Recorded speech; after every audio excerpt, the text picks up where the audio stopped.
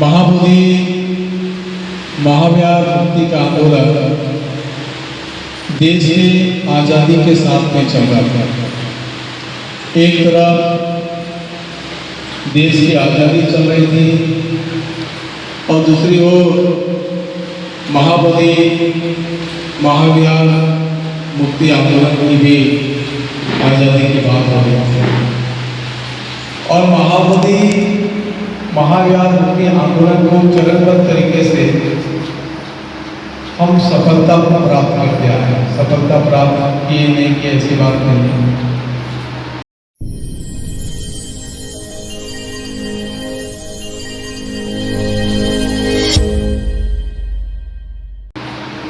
देश के आजादी के साथ में चलने वाले आंदोलन पूज्य अनागरिक धम्मपाल जी ने महाबोधि महाव्यार के जो दृश्य को देखा, दृश्य को देखने के पश्चात वो दुखी हुए, क्षुब्ध हुए, पीड़ित हुए और उन्होंने एक संकल्प लिया कि महाबोधि महाव्यार को महंत के कब्जे से बाहर निकालना था। वो अपने संकल्प के साथ में देश विदेश में उन्होंने संपर्क साधा और संपर्क साधने के पश्चात महाबोधि महाव्यार के आंदोलन को उन्होंने गति दिया। जब कांग्रेस की सभा जब वडोदरा में हुई तो उन्होंने गांधी जी से कहा था कि महाबोधि महाव्यार के संबंध में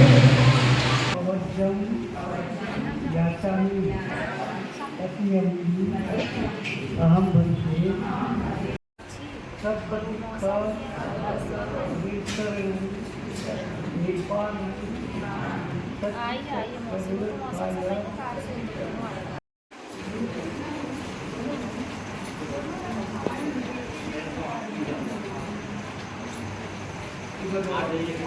अच्छा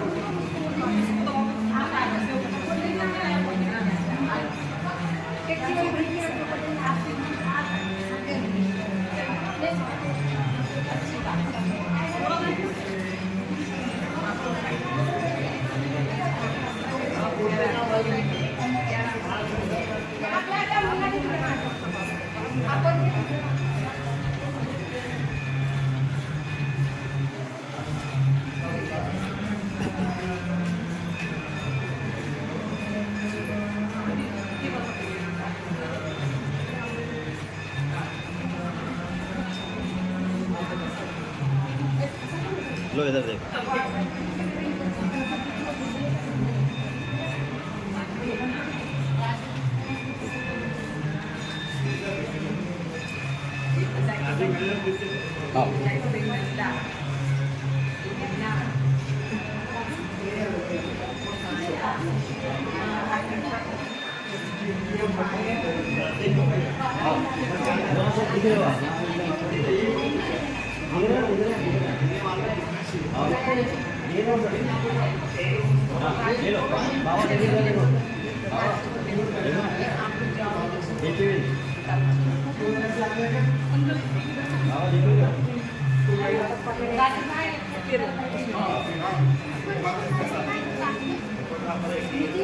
लो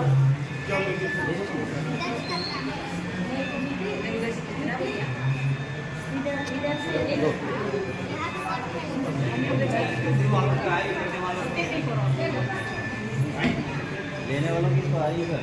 चलिए आइए जुगल पैच का नाम एक और बचा है ना पूरे देख सकते हैं हम लोग आना चाहिए देखो इधर देखो और कौन बचे बताना। स्वतंत्रता सेनानियों ने कहा कि प्रथम हमारे देश की आज़ादी है, देश आज़ाद हो तो हम महाबोधि महाविहार आपको सौंप देंगे। देखिए देश आज़ाद हो गया लेकिन महाबोधि महाविहार बौद्धों को सौंपा नहीं गया, बल्कि राजेंद्र प्रसाद जी ने बीटी एक्ट 1949 बनाया, इसमें भी सफलता था। अनागारी का धर्मपाल जी ने जो आंदोलन किए वो आंदोलन का परिणाम ये हुआ कि उसका परिणाम के तहत पूर्णतः पहले महाबोधि महाविहार पे जो कब्जा था वो महंत का था, लेकिन अनागारी धर्मपाल जी के आंदोलन की वजह से महाबोधि महाविहार जो एक्ट बना बीटी एक्ट बना उस बीटी एक्ट में 4 बौद्धों को पहली बार दिया गया, 4 हिंदू 4 बौद्ध ऐसा दिया गया। और जो जिले का जो कलेक्टर होगा वो पदेन अध्यक्ष होगा। इस तरीके से एक्ट बना 1949 में। अनुकंपा उपादाय, तो ये आपने कहा कि सारे दुखों से निसर्ग और निर्वाण के साक्षात्कार के लिए भक्ते अनुकंप करके कासाओं को देकर मुझे प्रवचित करें। योनितो तीव्रम पतिशेयावासी यावदेव शीतस्थ प्रतिसंघात उन्नत प्रतिसंघातीय दंतमुक्त श्रीसप्प संपस्कालन प्रतिघाताय यावदेव किदिकोऽपि प्रतीक्षा दंतन ईवर का सेवन कर रहा हूँ, जो कि सर्दी गर्मी की पीड़ा और डांस मच्छर हवा धूप साफ बिच्छू के आधार को रोकने के लिए आवश्यक है, और जो कि लज्जा धरती के लिए है। नक्का लोमा केसा लोमा नक्का दंता ततो केसा लोमा नक्का दंता ततो ततो दंता नक्का लोमा केसा लोमा नक्का दंता ततो केसा लोमा नक्का दंता ततो ततो दंता नक्का लोमा केसा लोमा नक्का दंता ततो केसा लोमा नक्का दंता ततो ततो दंता नक्का लोमा केसा लोमा नक्का दंता ततो केसा लोमा नक्का दंता ततो ततो दंता नक्का लोमा केसा लोमा नक्का दंता ततो केसा लोमा नक्का दंता ततो ततो दंता नक्का लोमा केसा लोमा नक्का दंता ततो। फिर उस आंदोलन के पश्चात हमारे बीच के पूज्य भदंत सुरेश ससे जी ने, पूज्य भदंत आनंद जी ने इस आंदोलन को गति दिया। तो आंदोलन को गति देने की वजह से फिर चेंज हुआ। क्या चेंज हुआ कि 4 बौद्ध तो थे, लेकिन पहली बार जो बौद्ध करके बौद्ध भिक्षुओं को, जो आंदोलनकारी बौद्ध भिक्षुओं को दिया गया, और उसके साथ साथ वो नियम जो था वो पदे हिंदू ही नियम कलेक्टर ही उसका अध्यक्ष होगा। तो उसमें बाद में बिहार सरकार ने चेंज किया कि नहीं, अब कलेक्टर कोई भी आएगा वो क्या होगा, महाबोधि महाविहार का अध्यक्ष होगा। ये बदलाव है। अब ये तीसरे चरण का आंदोलन चल रहा है। तो इस आंदोलन के साथ साथ एक तरफ धरना आंदोलन भी चल रहा था और एक तरफ न्यायिक प्रक्रिया की भी लड़ाई चल रही है। यहाँ तक कि अनाकारिक धर्मपाल जी ने आंदोलन भी किए और आंदोलन के साथ साथ उन्होंने न्यायालय में केस भी लगाया था, जिसका परिणाम ये आया था कि वो बौद्धों के पक्ष में निर्णय आया। बौद्धों के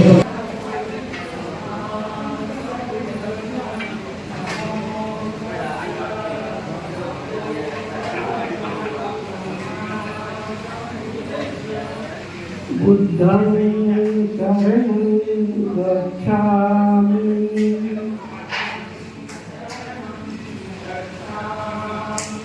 धम्मं शरणं गच्छामि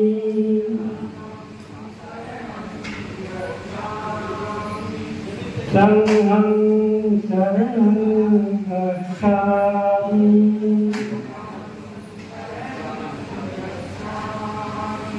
द्वितीयं हि बुद्धं शरणं गच्छामि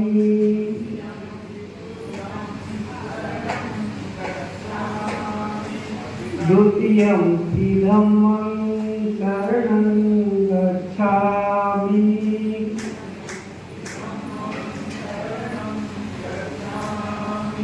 द्वितीयं हि संघं शरणं गच्छामि।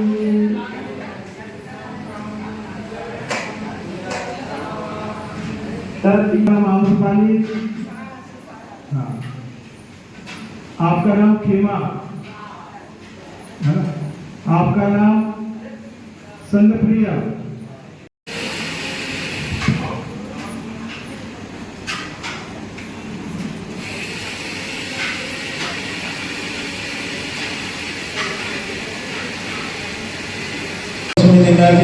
बीच में अनाकारिक धर्मपाल जी की मृत्यु हो गई। फिर वो जिस तरीके से 4 लोगों को लिया गया, तो फिर उसके बाद में एक भुटिया करके जो थे उपासक, उन्होंने केस लगाया। फिर वो उनका भी कहना था, उस केस में जजमेंट आया कि राज्य सरकार इसको देखिए, कोर्ट का जजमेंट उस समय आया। वो कागज उनके पीढ़ी ने अभी तक दिया नहीं है, लेकिन उनके घर वाले बताते कि ये जजमेंट मेरे पिताजी ने केस को लड़ा था और केस उसकी लड़की महाबोधि आंदोलन में आई थी, खुद उन्होंने बताया। तो केस उस फैसले में फैसला में ये आया कि ये इसका पोजीशन है, इसको राज्य सरकार ने किया। फिर उसके साथ साथ सुरेश से बंदे जी ने 12 साल पहले फिर से डिसीजन डाले। फिर उसके साथ साथ महाबोधि महाविहार मुक्ति के लिए फिर भारतीय बौद्ध महासभा का एक पोजीशन है।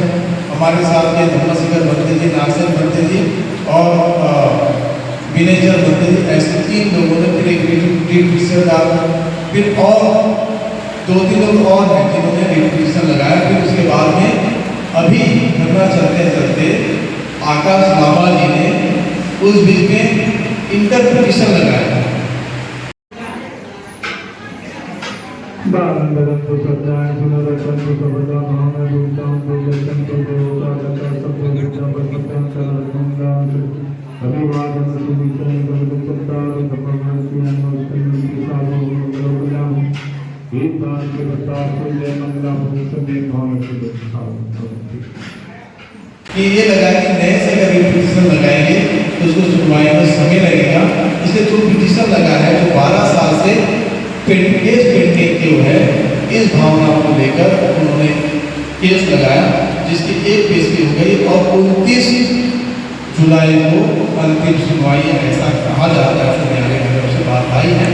लेकिन 29 जुलाई को फैसला आएगा कि आगे बढ़ेगा वो न्यायालय ही बता पाएंगे, लेकिन हम मान के चले 29 जुलाई तक फैसला आएगा। तो आनंद जोड़ने करके जो आकाश बाबा जी के वकील हैं, उनका कहना था कि राज्य वाइज और भी पिटीशन लगाएंगे तो उससे इस पिटीशन को बल मिलेगा। और पहली बार 12 साल बाद ये केस हेरिंग में क्यों आया, इसका कारण ही धर्म था। थोड़ा सा उपासना करता है, वो कहने के लिए तो आर्टफुल है, मगर वैसे वो न होती है। मगर उसके बाद में श्रमण बनता है। श्रमण संस्कृति का अभ्यास कर और उपाध्याय के साथ में रहने से वो सीखता है श्रमण को कैसे रहना चाहिए, कैसे सिवर पहनना चाहिए, कैसे सोना चाहिए, कैसा खाना चाहिए, कैसे किसी के यहाँ गए तो कैसे व्यवहार करना चाहिए, ये सारी बातें सीखते हैं और एक श्रमण जैसे जीवन जीते।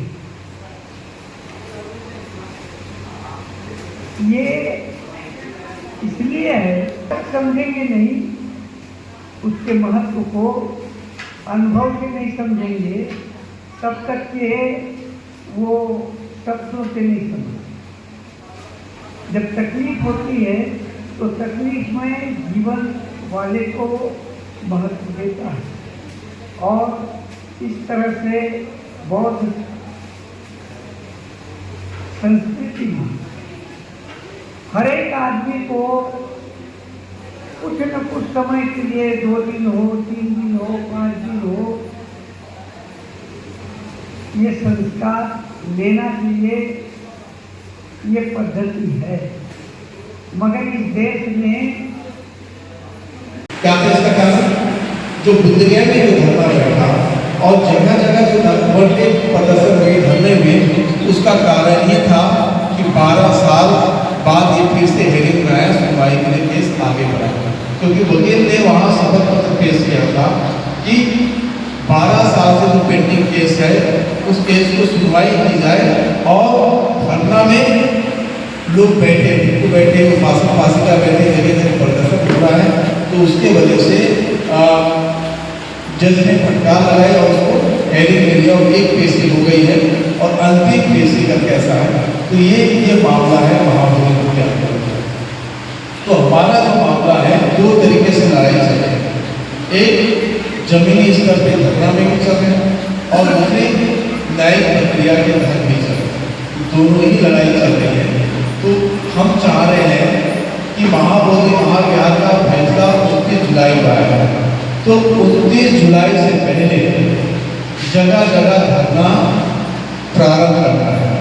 तो 29 जुलाई से पहले अगर जगह जगह धरना प्रारंभ होगा तो धरना प्रारंभ होने से ये होगा कि सोशल मीडिया से बोलो या हमारे बहुजन मीडिया के माध्यम से बोलो, कहीं ना कहीं ये बात कहाँ जाएगी, सरकार तक जाएगी। यहाँ तक कि धरना आंदोलन के माध्यम से बाकी लोगों से हम आह्वान कर रहे हैं कि जो धरना चलेगा, इस धरने के बीच में हमें ज्ञापन देना है प्रधानमंत्री को, राष्ट्रपति को, मुख्यमंत्री को, राज्यपाल को, बिहार के कलेक्टर को और सुप्रीम कोर्ट के न्यायाधीश को भी उन्हें एक पत्र ज्ञापन का भेजना है। और इसके कारण से जब माँ बाप या उपासक बुद्ध धर्म को नहीं समझते हैं तो उनकी बच्ची कहाँ से समझेंगे और समझ नहीं पाते हैं। समझ भी जाएंगे 2-4 दिन रहते तो फिर उसी वातावरण में जाके वैसी हो जाती है। इसीलिए बौद्ध समाज बनाने की कल्पना बाबा साहब के मन में थी और इसीलिए बाबा साहब ने 22 प्रतिज्ञा के साथ में ग्रस्त लोगों को दीक्षा देकर के बौद्ध समाज बनाने की कल्पना की। मगर बाबा साहब 2 जगह दीक्षा देने के बाद में तीसरी जगह देने वाले थे और देने के पहले वो हमारे डिक्शनरी है। उसके कारण से उनकी जो बात है लोगों में फैली नहीं, प्रचारित नहीं हुई। उसके साथ ही शासन ने भी गलत काम किया कि जो बौद्ध हो गए थे उनको अनुसूचित जाति की जो सुविधा मिलती थी वो भी समाप्त कर दिया। और धरना हमारा प्रारंभ रहने से हमारे वकील साहब ये बोलेंगे कि ये धरना जगह जगह धरना चल रहा है और बहुत लोग हैं, बहुत लोग अपनी मांगों पे बैठे हैं और वो मांग उनकी पूर्ति की जाए, ये मांग है। अभी देखिए देश में राम मंदिर का फैसला है, वो आस्था के तौर पर है। आस्था के तौर पर वो बताएगा कि इतने लोग राम को मानने वाले हैं, लेकिन हमारे पास में आस्था तो बात अलग है, लेकिन हमारे पास में ऐतिहासिक प्रूफ है। यूनेस्को ने महाबोधि महाविहार बौद्ध है उनको धरोहर उन्होंने घोषित किया। ऐसे कई प्रमाण हैं जो महाबोधि महाविहार बुद्धिस्ट है, वो प्रमाण है, आगे भी हम इसके बारे में विस्तार से बताएंगे। लेकिन अभी आप सभी लोगों को बुलाने का मामला, देश में जो आंदोलन चला है, पूरे देश दुनिया आंदोलित हुआ है। आप ये भी मान सकते हैं कि महाबोधि महाविहार मूर्ति के लिए 50 लोग ही क्यों ना बैठे हो, लेकिन उस आंदोलन को सपोर्ट करने वाले पूरे देश के थे, क्योंकि 50 लोगों की ताकत हर जिले में, हर तहसील में, हर शहर में लोग बने, लाखों की संख्या में, हजारों की संख्या में, सैकड़ों की संख्या में लोग आकर अपनी बात को रखे हैं, ज्ञापन दिए। उसके कारण जो है ये सरकार ये भी है, सरकार की भी है और न्यायालय तक ये बात पहुँचे कि नहीं लोगों को न्याय देना चाहिए, केस का लंबा नहीं जाना चाहिए। उसी प्रक्रिया में पूरा इतिहास वर्णन आपके पास में मैंने रखा। अभी बात यह है, छत्तीसगढ़ ने इस धरने को लेकर बहुत अहम भूमिका निभाई। छत्तीसगढ़ ने इस धरने को लेकर प्रतिनिधित्व किया, आर्थिक तौर पर हुए या अपने शारीरिक तौर पर हुए या मानसिक तौर पर हुए, छत्तीसगढ़ ने एकदम परिचय दिया है धरने के साथ में। जो लोग धरने में पहुँच गए वो तो शारीरिक तौर पर वहाँ अपना किए, मानसिक तौर पर किए, लेकिन यहाँ से भी बहुत ज़्यादा में धनराशि भी महाबोधि महामुक्ति आंदोलन के लिए गया। तो छत्तीसगढ़ अपने आप में एक अहम भूमिका निभाई थी। तो उसी तरह हम राजनांदगांव में धरना प्रारंभ करना चाह रहे हैं। तो मैं 2 मिनट में बात करूँगा धरना की वस्तु स्थिति। अभी धरना कहाँ खड़ा है, धरना का दर्जा क्या है, धरना का संख्या क्या है, धरना में कोई क्रिया कर रहा है, कोई प्रतिक्रिया व्यक्त कर रहा है, इन सब में बात ना करते हुए हम 2 टूक पे बात करेंगे कि धरना हम चलाने के लिए तैयार है या नहीं। एक बीटी एक्ट 1949 रद्द करने के समर्थन में है कि नहीं, पहली बात। दूसरी बात, महाबोधि महाविहार का प्रबंधन बौद्धों को मिलना चाहिए कि नहीं मिलना चाहिए, ये बात। ये 2 बात में हम अपनी बात करें। मैं और आपको जानकारी बता दूं कि धरने में बहुत उतार चढ़ा हुआ है, लेकिन फिर भी आज के परिवेश में धरना कंटिन्यू चल रहा है। धरना आज भी महाबोधि महामुक्ति आंदोलन के लिए बुद्धगया में चल रहा है। लेकिन 2 नालियाँ बह रही,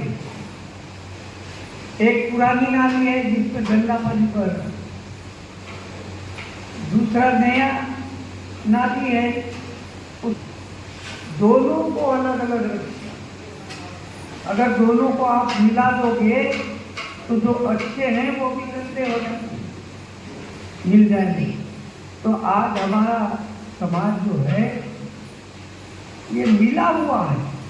जो बौद्ध धर्म को मानते हैं वो भी अपने को बौद्ध कहते हैं, नहीं मानते हैं वो भी अपने को बौद्ध कहते हैं। इसी के कारण से और उनकी संख्या ज़्यादा है जो पुराने रीति रिवाज में चल रहे हैं, तो उन्हीं के प्रभाव में सब लोग, और इसलिए आज हमारे सामने बहुत बड़ी समस्या है कि हम पुराने हिंदू धर्म को भी इसी के अनुसार चल रहे हैं। कल भारत हिंदू राष्ट्र हो गया तो हमारी स्थिति जो है कहीं से भी नहीं है, नहीं इधर से रहेंगे उधर से तो हो ही जाएंगे, पर बाबा साहब ने जो दिया उसकी मिल है। इसलिए बाबा साहब आम्बेडकर ने ये जानते हुए कि यहाँ जो है आरएसएस और एक ब्राह्मणवादी लोग संविधान को पसंद नहीं कर रहे हैं, उनने हमको पहले ही सुविधा रहे या न रहे बौद्ध धर्म की शिक्षा देकर एक पृथक समाज बनाने का उनकी सोच थी। आज हम उसको नहीं कर पा रहे हैं, इस पर सोचना चाहिए और बाबा साहब के विचारों को आगे बढ़ाने के लिए हमें थोड़ा सा तकलीफ भी उठाना चाहिए।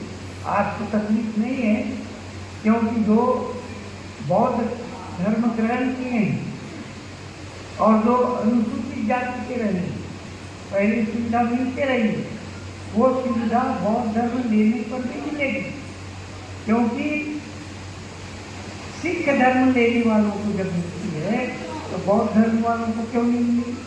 इसलिए 90 से ये सुविधा हमको भी प्राप्त हुई है, इसलिए कोई दिक्कत की बात नहीं है, कोई समस्या नहीं है, डरने की बात नहीं है, मगर हम डर रहे हैं, ये हमारी समस्या है।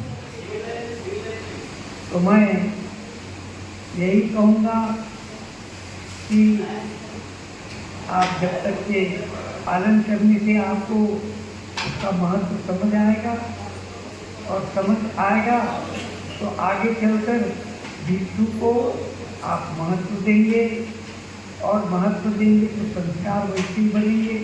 आज तो भिक्षु को कोई पूछता ही नहीं। ग्रस्त लोगों के समितियां बनी हैं, जो भी निर्णय लेते हैं वो भिक्षु को पूछते नहीं, तो महत्व ही नहीं समझ। ये बहुत भारी कमजोरी है, ये बौद्ध धर्म के पतन का कारण बन सकता है।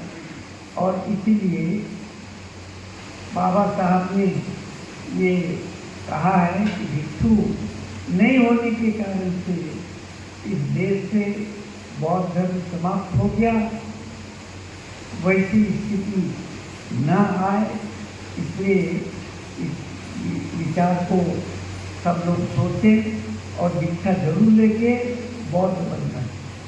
मैं यही कहूँगा, आपको कोई अधिकारी नहीं, आप सिर्फ सेवा करो और वो भी मांगो मत, तो इससे आपका उत्थान नहीं होने वाला है।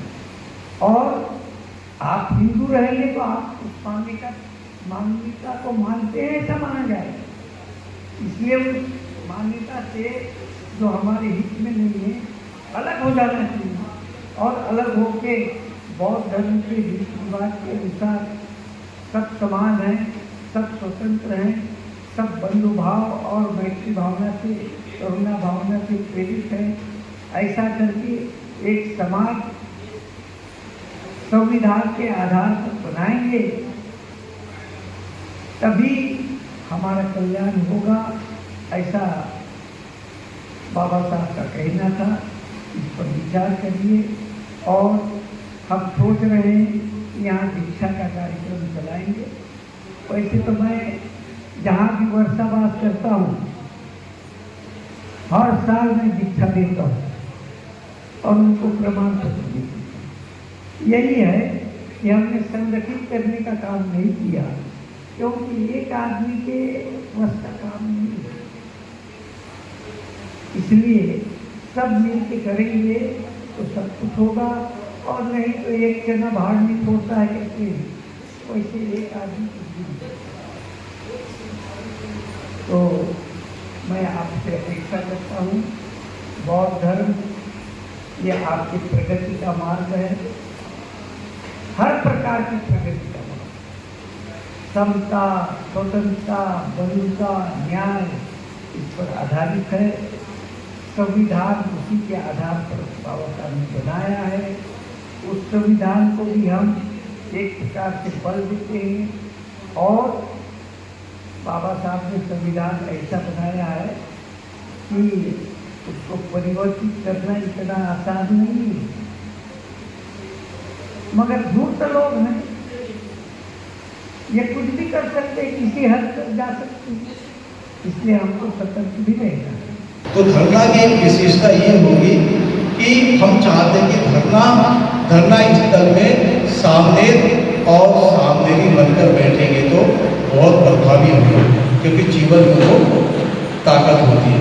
अगर 1 महीने का धरना प्रारंभ करना चाहते हैं, 1 जुलाई से 31 जुलाई तक का धरना प्रारंभ करना चाहते हैं, इस पे जो भी वक्त में जो भी जरूरतें होगी वो जरूरतें भी आप ही उपासक उपासिकाएं वो जरूरतें पूरा कर सकते हैं। और उसी के लेकर तहत को लेकर प्लान हमने यहाँ बनाना है। कौन सामने बनना चाहते हैं, कौन सामने नहीं बनना चाहते हैं, किसको सामने बनाने के लिए प्रेरित करना चाहते हैं, सामने नहीं बनाने के लिए प्रेरित करना चाहते हैं, ये सब आप लोग अपने अपने विचार देना है। कैसे ये धरने को हम महीने भर तक सही रूप में चला सकते हैं, यहाँ तक कि गांव घर से अन्य जगह से हम धरना स्थल पे लोगों को आमंत्रित भी करेंगे कि आप 1 घंटे के लिए क्यों ना आए, 1 दिन के लिए क्यों ना आए, धरने स्थल में बैठे। एक सीमित संख्या में शायद धरने स्थल पे भिक्खुनी या उपासक उपासिका तौर पे बैठेंगे, वो तो बैठे रहेंगे, लेकिन सपोर्ट के तरह से हम गाँव घर और भी वार्डों को भी हम निमंत्रण करेंगे कि आप अपने यहाँ आके विजिट करेंगे और दिन भर बैठे, 2 घंटा बैठे, 1 घंटा बैठे, कहीं ना कहीं ये बात सरकार तक जाना चाहिए, सरकार तक जाना चाहिए और सुप्रीम कोर्ट तक ये बात जाना चाहिए। इसलिए पत्र व्यवहार भी करना होगा। बहुत अच्छा मंत्री जी ने मार्गदर्शन किया। ये तो बात सही है कि जब तक हम परिवर्तन नहीं करेंगे तब तक कुछ होना नहीं। इसमें एक बात और जोड़ देते हैं, आज महिलाओं को चीवर मिल रहा है ना। आप लोग बड़े सौभाग्यशाली हैं और मैं तो बहुत हूँ, मैं भी अपने को बड़ी सौभाग्यशाली मानती हूँ। ये बहुत बड़ी देन है, महिलाओं को चीवर लेना है, हर किसी को लेना चाहिए, देखना चाहिए इसका अनुभव क्या है। तो ये हमारे जो पूर्वज लोग हैं अभी भलाई नहीं दिखते, पर उनकी वाणी भी हमारे अंदर में है और उनके कर्म भी है। हम लोग आज ये चीवर क्यों लिए हैं? क्योंकि आने वाला कल हमारा बेहतर हो, इससे भी बेहतर हो, इसीलिए चीवर लिए हैं, है ना। तो इससे हमारे जो पूर्वज लोग हैं पुण्य के काम करके गए हैं। कैसा है, महाप्रजापति गौतमी उनने महिलाओं को चीवर देने के लिए और चीवर लेने के लिए उनने बहुत बड़ा संघर्ष किया है, बहुत बड़ा संघर्ष किया उनने। उनके चलते ही नहीं बोल रहे थे, बुद्ध नहीं बोलने के बाद में भी भगवान नहीं बोले, तब भी पहली बार तो 2 जन गए थे, माँ कश्यप की पत्नी और माँ प्रजापति गौतमी, तो उन्हें मना कर दी। देखो संगठन में क्या पावर होता है ना। फिर उसके बाद में वैशाली में पूरी साथिया और भी दूसरी महिलाएं 500 लोग गए और वो भी सिर मुड़ा के गए। सिर मुड़ा के जाने के बाद में फिर इतना सारा संगठन होने के कारण कि उन्हें बताया आनंद के इतने सारे सभी लोग आए हैं, कैसा करें, तभी फिर बुद्ध नाकार नहीं कर सकते। ये पावर था, संगठन में ये पावर है। तो यही कह सकते हैं कि आज अभी महिलाएं भी कैसे हो रही, उठ के खड़ी हो रही हैं। किसके बदौलत? महाप्रजापति गौतमी की बदौलत हम आज घर घर जाके प्रचार प्रसार कर रहे हैं और वो नहीं रहते तो हम एक ही कोने में बैठ के रोते हुए रह जाते। मैं अपनी भी बात करी तो, पर हमारे पास अभी क्या, मेरे को पास तो उद्देश्य ही नहीं था, जिए तो कैसे जिए पता नहीं, उद्देश्य जीना कितना मुश्किल होता है और मैं जानती हूँ। तो मेरे को उद्देश्य मिला कि मैं तो कुछ कर सकती हूँ, नहीं मुझे ज़्यादा ज्ञान है, मैं ज़्यादा पढ़ी लिखी नहीं हूँ, जितना भी है मैं थोड़ा सा भी दूँगी तब भी मैं समाज में परिवर्तन कर सकती हूँ। अब हो रहा है, बराबर लोग परिवर्तन कर रहे हैं और उनके अंदर से परिवर्तन कर रहे हैं। कहाँ से करना है? मन से परिवर्तन करना है। मन चेंज होगा तो ऑटोमेटिकली उनके अंदर में अच्छी भावनाएं आएंगी और वो अच्छा कदम उठाने में तैयार होंगे, है ना। तो ये अपने को किसको करना है? महिलाओं को। घर भी सुधारना है, समाज भी सुधारना है और देश को भी सुधारना है। हम लोगों के ऊपर काफ़ी जिम्मेदारी होती है। घर का काम करते हुए, बच्चे का भी करते हुए और पति का भी करते हुए, सारे और रिश्तेदार समाज का भी आने जाने वाले लोगों का भी करते हुए, और हम लोग समाज के लिए उठ के खड़े हो रहे, चीवर ले रहे हैं। अभी महाबोधि का आंदोलन शुरू हुआ, उस माध्यम से इन लोगों ने जरूर लिया है, पर इनके ये कुशल कर्म है। कुशल कर्म के चलते ही आदमी के ऊपर मतलब कुछ भी व्यवस्था हो सकती है, पर ये कुशल कर्म अपना रहता है। पुण्य करते करते करते करते ऐसा एक दिन आता है कि अपने आंग में ऑटोमेटिकली जीवन आ जाता है। ऐसा है, तो इसका ये महत्व अपने को समझना है। और इसीलिए अभी आंदोलन तो है तो सही, फिर भी अपने शील का 10 शील विभक्ति जी ने दिया है, उसका आप लोग पालन करिए, है ना। पालन करना जरूरी है। इसमें है 75 सेकियाँ होती है श्रामणेरों की। श्रामणेरों का अर्थ है श्रम करने वाला। श्रामणेरों का अर्थ क्या? श्रम करने वाला होता है। तो ऐसा अपन श्रम करने के लिए बने हैं, ऐसा नहीं कि खाओ पियो सो, इसीलिए श्रम करने वाला होना चाहिए। तो अपन बेहतर ऐसा श्रम करें, और हो सके तो जितने अपने नियम है 10 शील अभी बताए हैं, उसके अनुसार 10 शील को भी पालन करना चाहिए। आंदोलन है वो बात सही है, वो तो एक तरफ है, पर चीवर आ गए एक बड़ी बात है ना, है कि नहीं। आंदोलन तो चलेगा, वो चलते ही रहेगा। और ऐसा नहीं कि हमने चीवर लिया तो हमारा आंदोलन पूरा ही हो जाएगा, ये भी नहीं सोचना है। जो हो रहा है उसको देखते जाओ, सभी चीज़ें परिवर्तनशील है। आज ऐसी है, कल दूसरी होगी, मतलब अपन बदलते ही रहते हैं। प्रतिक्षण अपने को बदला होगा, इसीलिए अपने को बदलते ही अपने को देखना है, और खुद का मतलब थोड़ा स्वार्थी बन के भी अपने बारे में सोचना है। कैसा बैठना है, कैसा चलना है, कैसा सोना है, कैसा खाना है, ज़्यादा बातें नहीं करना है, जहाँ आवश्यक है वही बात करना है, निरर्थक बात नहीं करना है। ये सब चीज़ें 75 सेकियाँ जो पढ़ेंगे ना, तो लगता है कि अरे बाप रे, मैं तो पहली बार पढ़ी तो अरे बाप रे निकला मेरे मुँह से कि इतना सारी व्यवस्था है इस धर्म में। बहुत ही पवित्र ऐसा धर्म है। ऐसा नहीं कि हमने वीडियो बने करते, इनकी जो विचारधारा है, धर्म में जो विचारधारा है, ये एकदम बेहतरीन है। और वो वाला धर्म अपने को बाबा साहेब ने दिया है, बहुत बड़ी बात है, हमारे लिए गर्व की बात है ना, बहुत बड़ी बात है। क्योंकि बाबा साहेब और जिंदा रहते, अभी हमारे समाज की व्यवस्था कुछ और होती, और हमारा समाज भी सुधरता, और हमारे देश की व्यवस्था भी कुछ और हुई रहती। लगता है हम लोगों को सब समाज के लिए।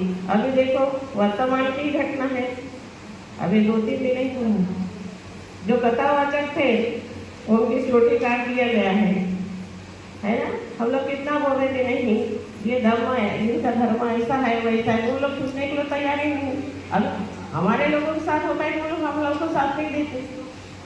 और आज देखो तो मैं तो बहुत देखी इसको, मैं तो ज़्यादा देखती नहीं, पर ये वाला वीडियो में मेरे को ऐसा लगा, बहुत शिक्षा मिली इसमें कि देखो हमारे साथ अन्याय होते रहा है, कहीं पूर्वजों से हमारे लोगों ने किया है, तो हम इतना संघर्ष किए तो तुम लोग हमको साथ दिया ही नहीं, समझे ही नहीं।